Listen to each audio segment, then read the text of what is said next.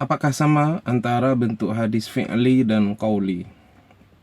Jadi bentuk-bentuk hadis Nabi Muhammad SAW itu bisa berupa perkataan, qaul beliau, fi'al perbuatan beliau, takrir ketetapan beliau.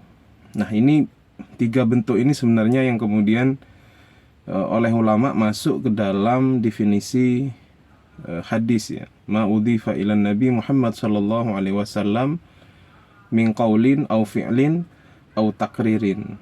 Ada juga tambahan au sifatin khalqiyatin au khuluqiyatin au ma udhifa ila sahabah au tabi'in.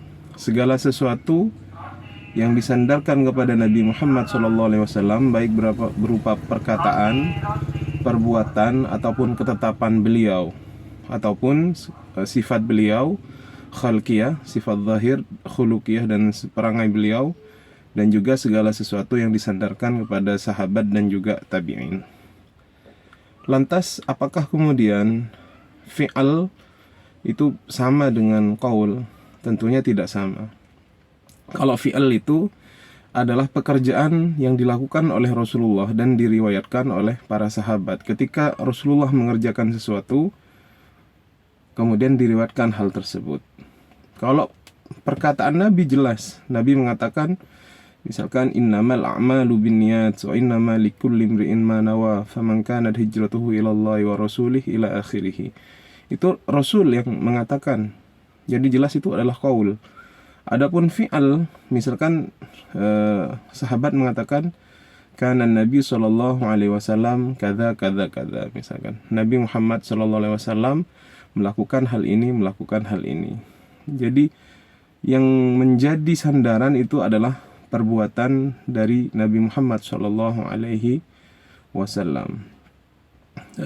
Seringkali kita mendapati sahabat itu melakukan demikian. Misalkan ketika Sayyidina Utsman mencontohkan perbuatan wudhunya Rasulullah itu kemudian juga mempraktekkannya langsung. Jadi beliau memerintahkan salah satu orang pembantu beliau untuk ngambil air begitu. Kemudian beliau berwudu, dimulai dari membasuh tangan, kumur-kumur, istinsyak, kemudian membasuh muka, sampai selesai wudunya beliau itu. Di akhir beliau mengatakan, aku melihat Rasulullah Shallallahu Alaihi Wasallam berwudu seperti wuduku ini. Nah, ini kan beliau mencontohkan apa yang dicontohkan oleh Rasulullah langsung dengan praktek. Artinya memang ada sebuah hadis yang kemungkinan juga mempunyai dua sisi, berisi fi'li, perbuatan, wudu tadi, dan juga qauli. Seperti hadis yang dicontohkan oleh Sayyidina Utsman ini. Kemudian di akhir hadis beliau mengatakan, wa qala Nabi Muhammad sallallahu alaihi wasallam, man tawadda'a bi wudu'i hadza, maka begini. Barang siapa yang berwudu dengan cara wuduku ini, ila akhiril hadis. Jadi selain di situ terdapat hadis tentang fi'al, perbuatan beliau, contoh beliau dalam berwudu, juga kemudian ada perkataan beliau yang masuk di situ. Jadi berbeda ya antara fi'li dan qauli. Kalau qauli itu khusus kepada perkataan, kalau fi'li perbuatan Nabi Muhammad SAW.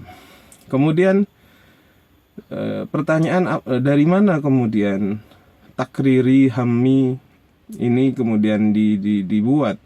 Ini kemudian yang membuat jelasnya adalah para ulama mustalah hadis.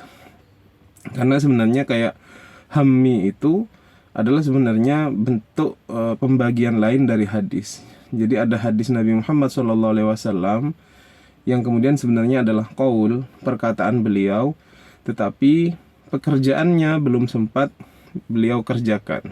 Semisal apa? Kalau nanti kita tahun depan masih kalau nggak salah itu hari Asyura ya, tanggal 10 Muharram itu, orang Yahudi waktu itu berpuasa di Madinah karena melihat itu adalah hari Nabi Musa diselamatkan begitu di ajaran Yahudi. Kemudian Nabi Muhammad, kita lebih berhak dari kepada Nabi Musa dari mereka.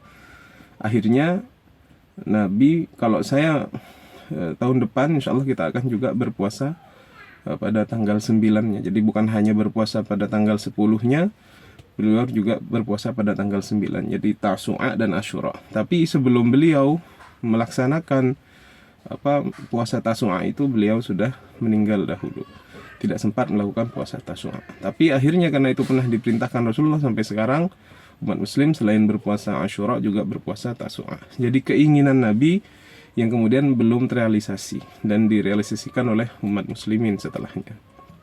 Jadi sebenarnya itu adalah qaul, tetapi juga mengandung makna ham atau keinginan-keinginan Nabi Muhammad SAW. Saya kira begitu. Terima kasih. Kita tutup. Wassalamualaikum warahmatullahi wabarakatuh.